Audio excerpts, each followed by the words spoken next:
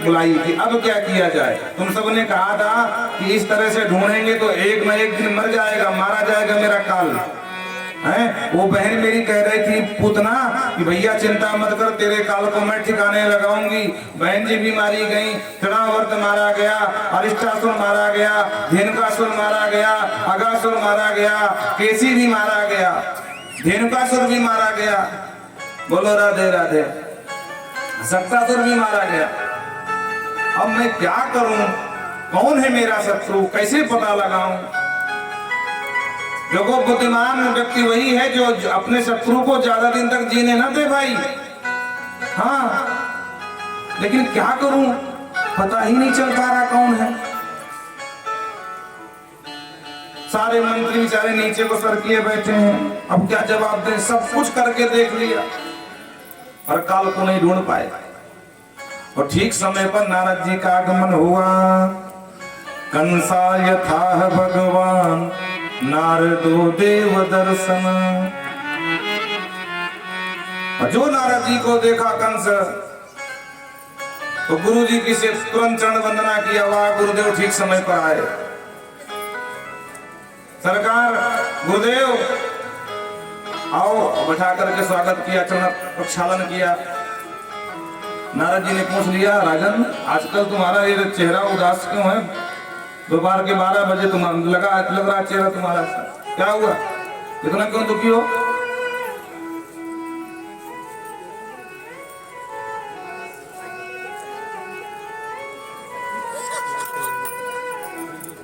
आप लोग कोई दरबार है, कर लो, हम भी सुन लेंगे। बोलो राधे राधे। हाँ, फालतू अपना एनर्जी खर्च कर, आप ही सुन ले। हम आज हमारी सुन लो, बाद में सुनाते रहना, जिंदगी भर सुनाना है। ग्रह कारण नाना जंजाल। हाँ, इससे किसी को छुटकारा न मिला न मिलने वाला है। कंस ने कहा गुरुदेव आप तो सब जानते हैं, वो आकाशवाणी ने मुझे इशारा किया था कि तेरा काल 8वां लाल बनेगा मेरी बहन जी का। और गुरुदेव आपके कहने से बहन जी के मैंने 6 पुत्र मार दिए थे, पर भगवान जाने गुरु जी क्या उल्टा सीधा हो गया, 7वें का पता ना लगा, 8वां हुआ कि हुई आज तक पता ही नहीं चला। और जो बिटिया थी उसने कहा कि तेरा मारने वाला कहीं पैदा हो गया है। और गुरु जी मैंने खूब अपना दिमाग लगा लिया, एक के बाद एक असुर भेज के देख लिया, और भगवान जाने कौन उनको मार देता है, जो जाता लौट के नहीं आता। अब मेरा काल है, मुझे मालूम नहीं पड़ रहा है। और नारद जी तो मौके के तलाश में गए थे, तो नारद जी ने कह दिया यशोदाया सुतां कन्या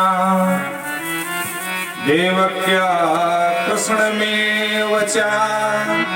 अरे राजन तुम बहुत भोरे हो, भोरे। तुम्हारा जो मित्र वसुदेव है ना, इसने गद्दारी किया, गद्दारी।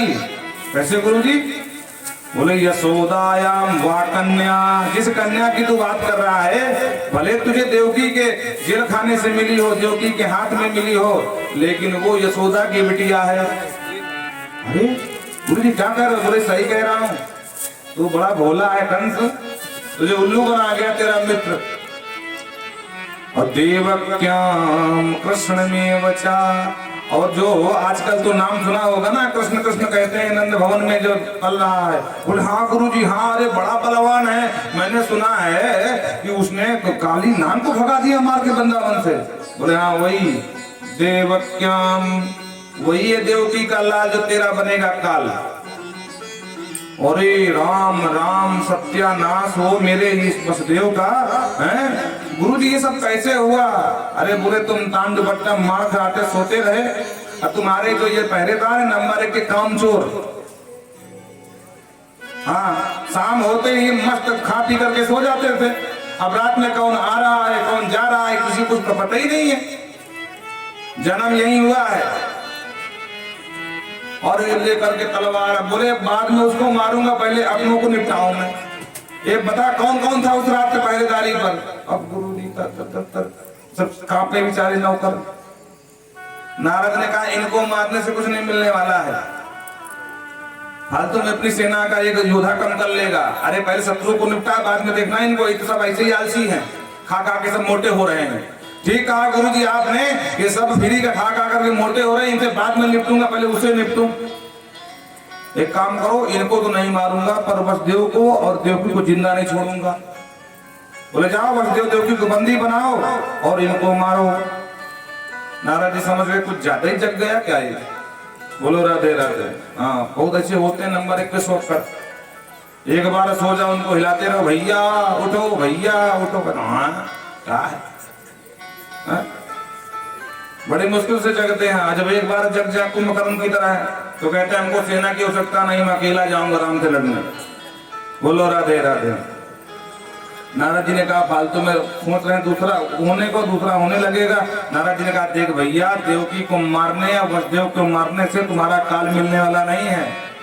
मारना ठीक है नहीं है, क्योंकि मार देगा तो वो नहीं आएगा, और अगर तूने मारा नहीं तो माता पिता से मिलने एक ना एक दिन मथुरा में तो आएगा।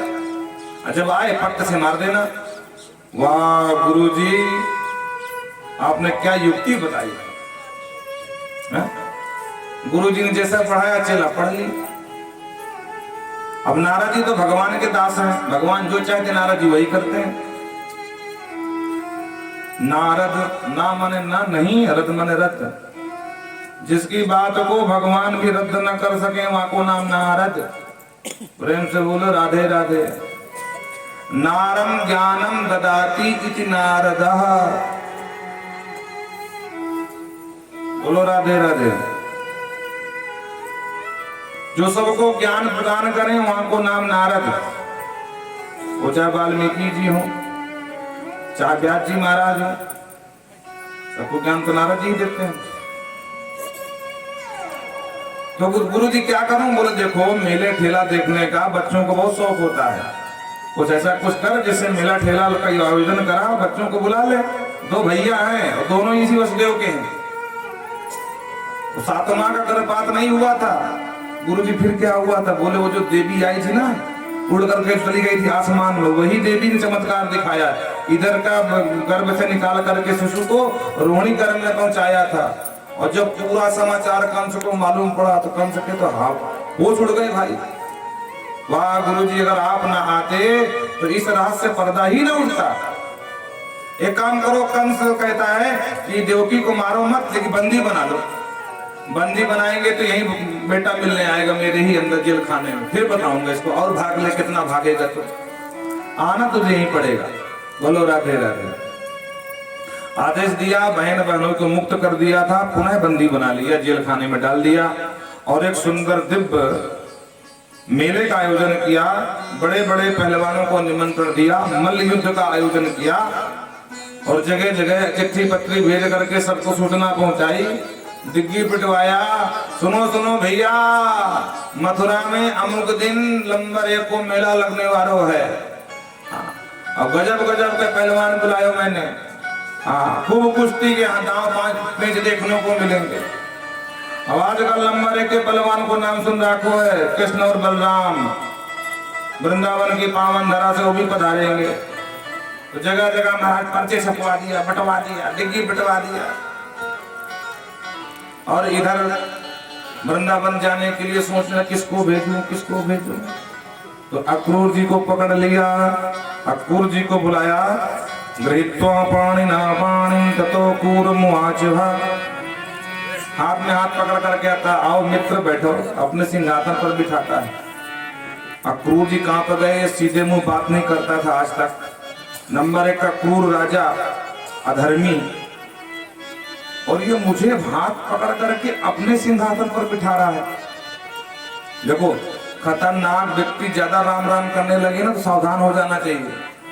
हाँ, नवन नीच की अति, नवन नीच अगर झुकने लगे दुखदाई, तो समझ देना कि उसकी झुकने में आगे दुख ही मिलने वाला है। बोलो राधे राधे। वाह, जय हो प्रभु। कल ना भागना है, आज कोई बात नहीं।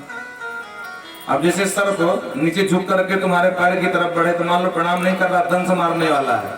बोलो राधे राधे। नवन नीच की अति दुखदाई। तो अक्रूर जी घबरा गए, ये ज्यादा राम राम कर रहा है, बात क्या है। तो डरते डरते बोले नहीं नहीं बैठेंगे तो। अरे बैठो बैठो, डरो मत, अरे राजा महाराजा हम दरबार में हैं, ये मेरा घर है, मेरा कमरा है, बैठो आराम से। एक सोफा हम दोनों बैठते हैं। अब गले में हाथ डाल के बैठ गया महाराज। अब अक्रूर जी थतर थतर कांपे, भगवान जाने क्या होने वाला है। हाँ, क्योंकि बकरे की बलि ऐसे दी जाती है। आप सब लोग जानते हैं, परिचित है बकरे की बलि से। पहले लोग लाते हैं बकरे को, खूब खिलाते हैं माल, खिलाना पिलाना नहलाना धुलाना साफ स्वच्छ करना, इत्र फुलेल लगाना, बाद में लेकर गनास गले में धर देना, राम नाम सर। अक्रूर जी ने सोचा कि लगता हमारी बलि चढ़ने वाली है, बड़ा सम्मान हो रहा है। डरते डरते पूछा सरकार आदेश। आदेश दिया गच्छनद्य ब्रजम तत्र सुतावान कदुंदुभे। ए भैया अक्रूर जी, आपका आना जाना मथुरा नंद भवन में तो अधिकतर रहता है, और आजकल हमने दो पहलवानों के नाम सुन रखे हैं, वाही भवन में पले बड़े, नाम है कृष्ण और बलराम। उन दोनों को हम चाहते हैं कि इस मल्ल युद्ध में भाग लें, में से दिखावे कुश्ती का। अक्रूर जी समझ गए, क्योंकि कंस को भले पता नहीं था, पर अक्रूर जी उनके चाचा जी लगे, उनको पता था वसुदेव के भाई हैं, ये हमारे ही लाला है, हमारे भैया के लाला है, देवकी के ही लाला है दोनों। अक्रूर जी समझ गए, बोले ओ तो ज्यादा राम राम करने की ये बात थी। स्वार्थी व्यक्ति जल्दी किसी को झुकता नहीं है, और जब झुकने लगे तो समझ जाना कि कुछ मांगने वाला है। बोलो राधे राधे।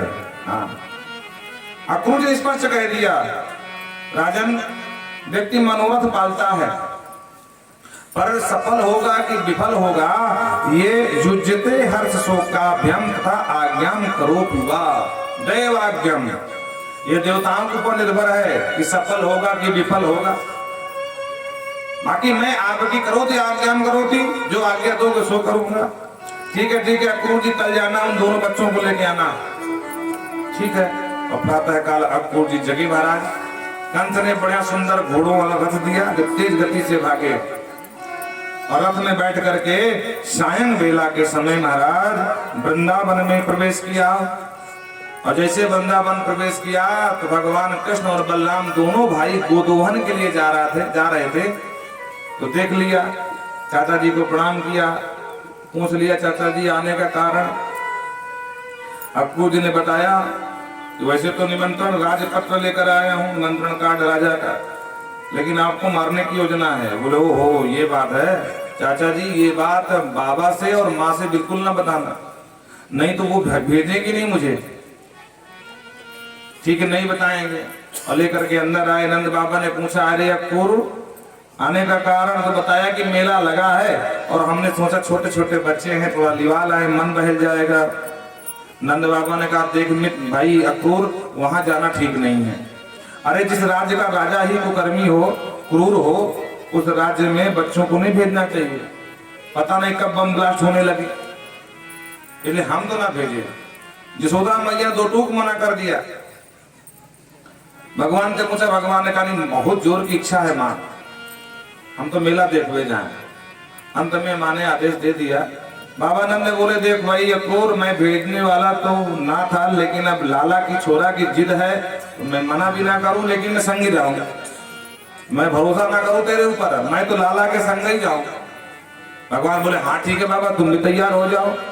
अब प्रातः काल महाराज दुनिया की बैलगाड़ी तैयार भाई, जितने संगी साथी सब सखा, सबको मालूम पड़ो कन्हैया मथुरा जा बारो है, मेला देखवे अकेले अकेले। तो सबरे घेर के खड़े हो गए। चिवरे नंद के छोरा संग में खेले, संग में गैया चरावे फिरे, संग में खावे, अब मेला अकेले अकेले देखने जाए। भगवान बोले अरे बुरा क्यों मानते हो, तुम सब चलो, तुमन को कोई मना किए? बोले हाँ तो हम भी चलेंगे। तो सब ठीक जाओ, सब तैयार हो जाओ। और पूरी ब्रज मंडली बाल गोपाल महाराज सब तैयार हो गए। और जो ब्रज गोपियों को मालूम पड़ा तो मानो प्राण ही निकल गए हो। अक्रूर जी के रथ को आगे से घेर लिया और आगे बढ़ने न दे। कहती अहो विधातस्तवन क्वचित दया। अरे देखो देखो इस विधाता को दया भी ना आई। हमारे जो प्राण धन है, जीवन धन है, हमारे प्राणेश ब्रज के नाथ, इनको हमसे हमारी आंख से ओझल कर रहा है ये विधाता ब्रह्मा। अरे हे विधाता, हे निर्दयी, कम से कम हमारी आंखें फोड़ देता, तो कम से कम अपने देखते हुए तो इनको ना भेजती हम। एक कहती क्रीडितम तेर भिकम चेष्टितम यथा, एक कहती इसका नाम अक्रूर नहीं होना चाहिए, तो फिर क्या होना चाहिए? बोले इसका नाम क्रूर होना चाहिए। अक्रूर नाम किसने रख दिया इसका? मालूम तो ऐसा पड़ रहा जैसे कि अपने मालिक की तिरही कराने के लिए कोई ब्राह्मण ढूंढने आया हो तिरहवी खाने के लिए। बोलो राधे राधे। खूब खरी खोटी सुना रही है। कूरस्तम मकूरस्तम समाख्या सस्मनः चक्षुरहीना दत्तम हरसे पतांग्यावर।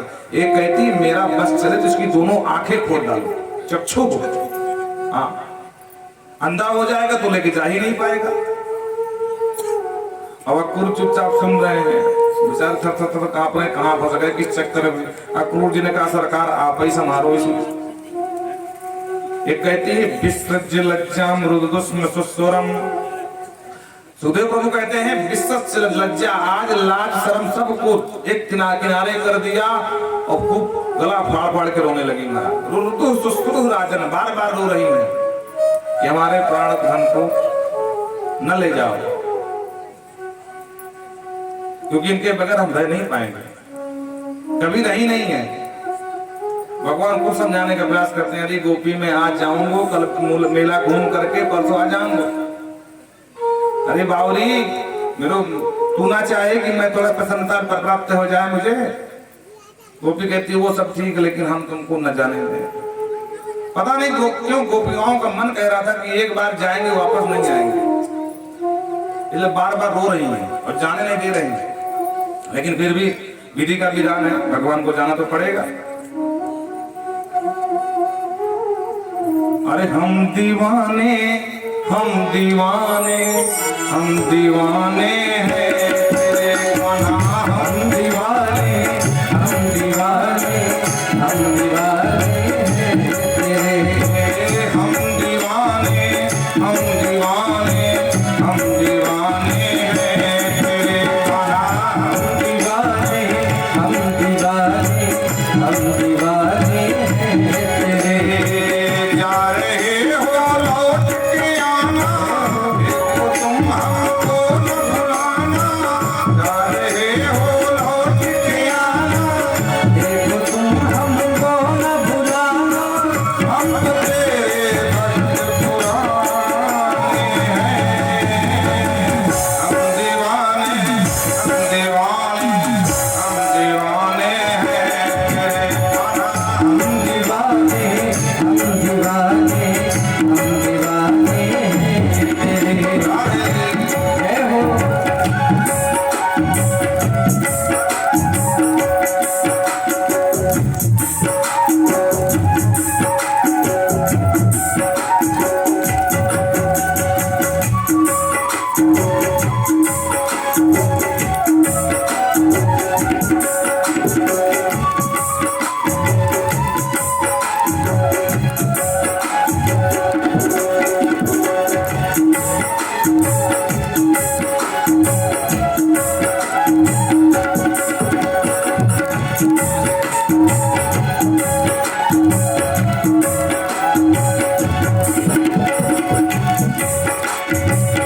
वो घर घर में जाकर के माखन चुराना, वो घर घर में जाकर के माखन चुराना।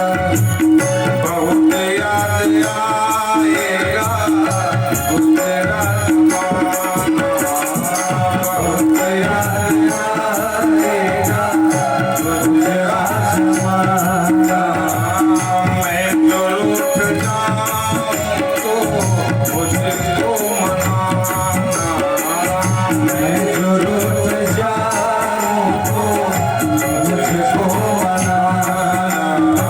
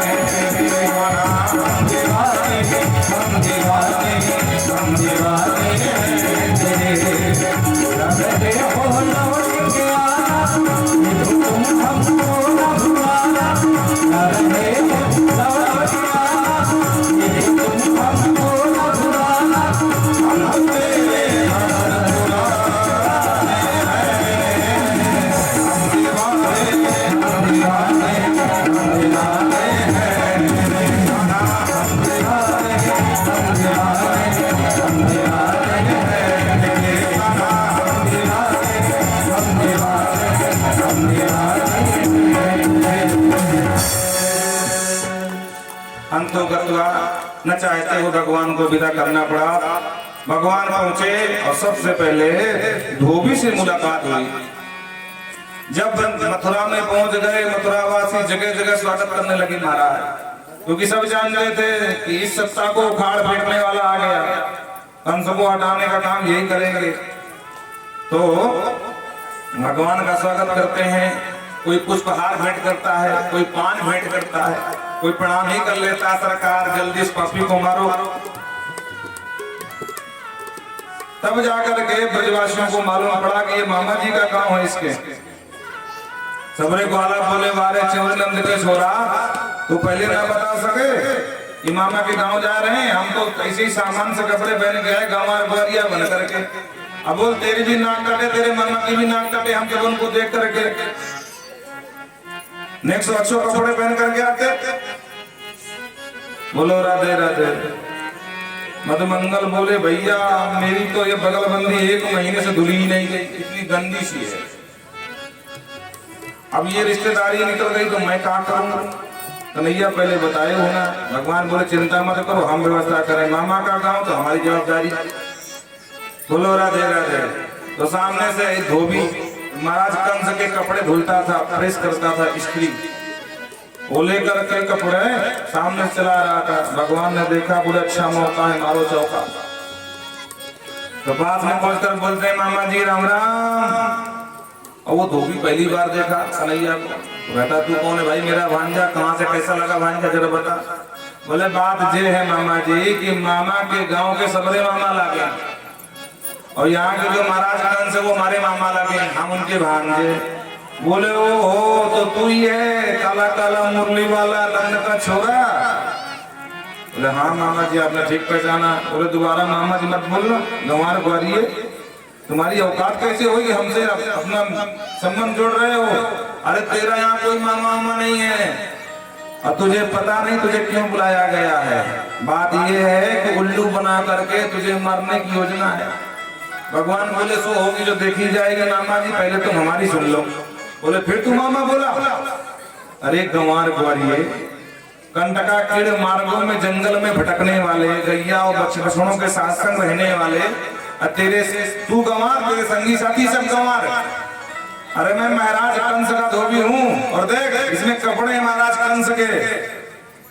भगवान का मामा जी थोड़ा सा एक ड्रेस अगर हमारे संगी साथी को मिल जाती 1000 गाली नहीं मारा। भगवान कुछ देर सुनते रहे, बोले ज्यादा ही कुछ मामा जी बोल रहे हैं। एक धमुका धर दो धोबी मामा के, धोबी मामा का राम नाम सत्य। बोलो राधे राधे। धोबी को मार करके बोले भैया जिसको जो पसंद आवे ड्रेस वो छाट लो। सबरे गोला टूट पड़े, जीवन में पहली बार देखे राजा महाराजाओं के कपड़े। तो फटाफट बोले भैया मैं गुलाबी वाला लूं। बोले नहीं नहीं नहीं मुझे तो ये लाल पसंद है। बोले नहीं मुझे सफेद पसंद है। सब अपने अपने मन के छांट लिए, बाकी जितने कपड़ों का गट्ठर था सब फेंक दिया। तो जल्दी जल्दी फटाफट कपड़े उतार करके वहीं पहन लिए महाराज। पहन तो लिए, जब पहन लिए तब समझ में आया कि भाई बहुत बड़ी गड़बड़ हो गई। काय बात की गड़बड़ हो गई? बोले गड़बड़ ये हो गई कि छोरा 5-5 फीट के, कंस महाराज 15 फीट के। बोलो राधे राधे। अब वो अगवा कपड़े पहन के जब चलने लगे तो महाराज सड़क ही साफ होने लगी। हाँ, झाड़ू मारने की आवश्यकता ना बची महाराज। तो बेचारे ऐसे संभाल करके दोनों हाथ से पकड़े, कपड़े उठा करके चलते जा रहे हैं आगे। धोबी दर्जी ने देख लिया, बोले वाह तो गजब का फैशन भारत में आ गया, ये कौन सा फैशन है? भगवान के सामने आकर के हाथ जोड़ा, प्रणाम किया। सरकार मुझे मैं दर्जी हूँ, कपड़ा फिटिंग का काम करता हूँ, अगर आपकी आज्ञा हो थोड़ा सा पैकेज मार दूं इनमें। अरे वाह भैया तेरी खूब जय हो, ये मेरे सब वृंदावन के ब्रजवासी मेरे सखा संगी हैं, थोड़ा सा कृपा करते भैया तेरी खूब जय जय हो। और भगवान ने आशीर्वाद दिया, फटाफट दर्जी आदेश दिया 3-4 कारीगरों को लगो तो फटाफट मशीन में उठा के कैंची खच खच खच खच, और देखते देखते सुंदर ड्रेस बना दिया महाराज। अब ब्रजवासी पहले बोले वाह लाला तेरी खूब जय जय हो भैया।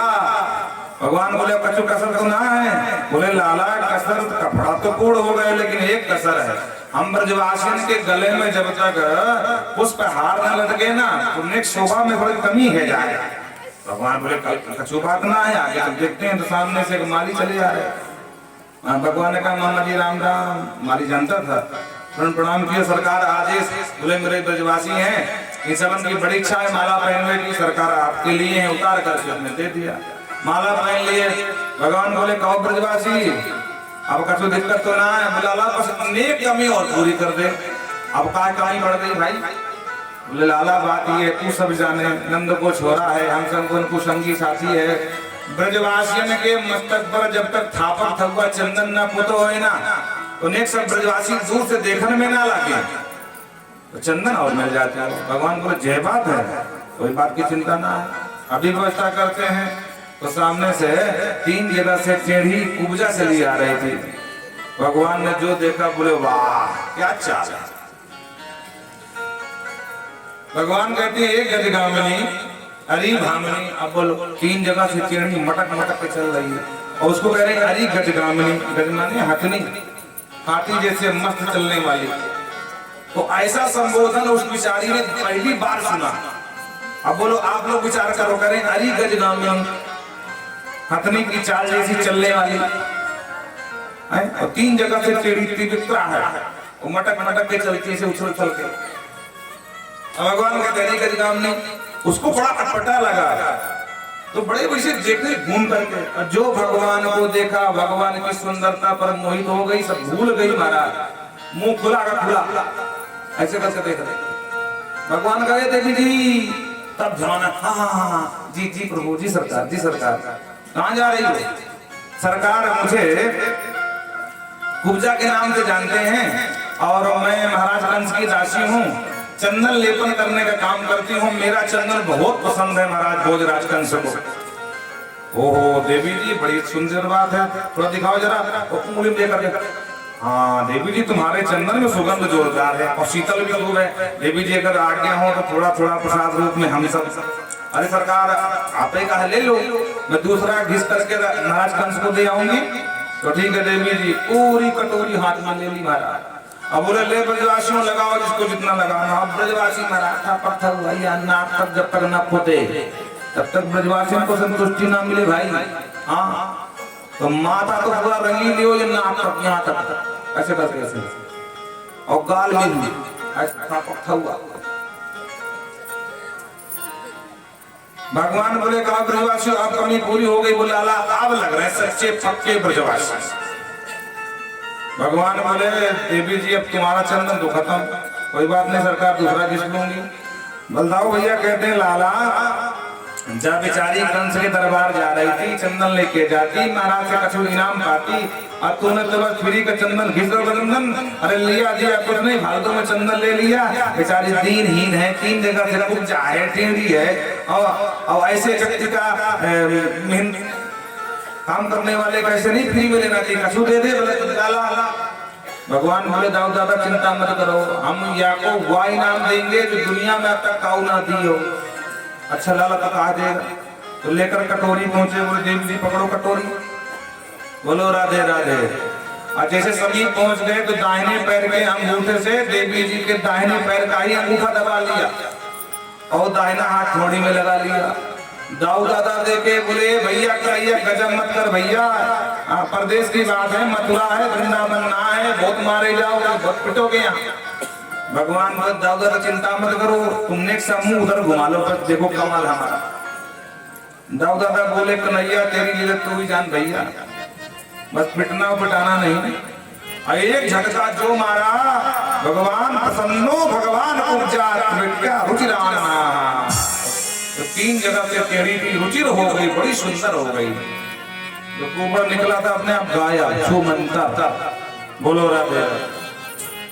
हाँ, बहुत पसंद हुई भगवान को, बारंबार प्रणाम किया और आंखें भर आई उपजा के यहाँ पर सरकार घर पर। एक बार चल दो, भगवान ने कहा देखो देवी जी, अभी हम मामा जी को निपटाने निकले हैं, अभी समय नहीं है, अभी तुम जाओ मामा जी को निपटा करके फिर इकट्ठा किसी दिन आराम से बैठेंगे आकर। बोलो राधे राधे। ऐसे करते हुए भगवान आगे बढ़े। महाराज कंस के द्वारा दिया हुआ एक धनुषशाला में रखा हुआ था। महाराज कंस ने कहा था, कंस, परशुराम जी ने कंस से कि कंस, पहली बात तो ये धनुष कोई तोड़ नहीं सकता है, और जो तोड़ देगा वो तुझे छोड़ नहीं सकता है। बोलो राधे राधे। भगवान को पता था कि धनुष कहाँ रखा है। हाँ, सिर्फ राम जी धनुष नहीं तोड़ा, श्याम जी ने धनुष तोड़ा है। तो भगवान ने समस्त ब्रजवासियों से कहा सबको, बोले तुम अतिथि कक्ष में रुको, हम थोड़ा सा घूम के आते हैं। दोनों भैया निकल गए। पहुंचते पहुंचते धनुषशाला में पहुंच गए और दूर से देखा धनुष रखा हुआ है और बड़े बड़े वहां पहरेदार लगे हुए हैं।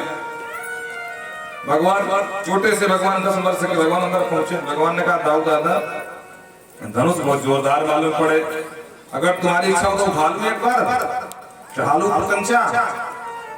दाऊ दादा ने कहा हाँ लाला दिखा दे भाई, इतना बारे हाथ एक बार या धनुष को कंचा चढ़ा के दिखा दे मथुरा वासियों को। और इतना वजन धनुष था कि महाराज 300-400 हाथी लग करके फिर खींच के लाते थे उसको। तो जो रखवाली में लगे थे वीर बोले हाँ हाँ आजा आजा आजा, उठा ले उठा ले उठा ले। भगवान यही चाहते थे। उनको मूर्खों को क्या पता, इनके पेट में गाड़ी है, देखने में छोटे लगते हैं, देखने में छोटे लगे घाव करे गंभीर, और मूर्ख तो मूर्ख। उन्होंने कहा आजा आजा आजा, उठा ले उठा ले। और भगवान यही चाहते थे। और जो समीप में पहुंचे, बाएं वाम करेण, बाएं हाथ से उठाया और एक झटके में जो प्रपंचा चढ़ाया तो धनुष मारा 2 खंड में विकृत हो गया। और धनुष तोड़ने के बाद जो टंकार ध्वनि हुई तो कंस का सिंहासन हिल गया। कंस गिरते गिरते मुंह में मिट्टी घुस गई महाराज। बोलो राधे राधे। मुंह के बल गिरा। तुरंत सावधान हुआ कि आवाज कहां से आई। तो कुछ तो बेचारे लगे मारने लड़ने, अब कुछ भाग कर गए समाचार सुनाने, सरकार गजब हो गया। बोले क्या हुआ? बोले पहले ये बता कि आवाज कैसी? बोले वही बता रहा। क्या हुआ? बोले आपके जीने का गारंटी कार्ड खत्म, रिजेक्ट। बोले क्या मतलब? बोले धनुष टूट गया। और जो सुना धनुष टूट गया तो प्राण निकल करके गले में अटक गए। क्या बोला? धनुष टूट गया? बोले हाँ महाराज। कंस बोला मूर्खों तुम क्या कर रहे थे? जान से मार डालूंगा। महाराज अब मरता क्या न करता। कंस ने कुछ सेना और भेजे, जाओ घेर के मारो उसको, यहाँ ना आने पाए। महाराज जितने भी आए दोनों भाई, जैसे आजकल नहीं बैटिंग होती है, एक टीम गेंद फेंकती है, एक टीम बैटिंग मारती है, बैट मारती गेंद। तो दोनों भाई धनुष के 2 खंड, तो दोनों भाइयों ने बैट संभाली है। हाँ, बोले विरोधी टीम से बॉलिंग होगी तो बैटिंग करेंगे। जो आए महाराज समीप में तो धनुष का ये वही टुकड़ा मारे, राम नाम धर, सब सैनिक मार डाले। और धीरे धीरे बढ़े जब राजमहल की तरफ, कंस को मालूम पड़ा गया कि आ रहे हैं दोनों, तो कंस घबरा गया, क्या करूं क्या न करूं। तो कुवलिया पीड़ नाम का हाथी था,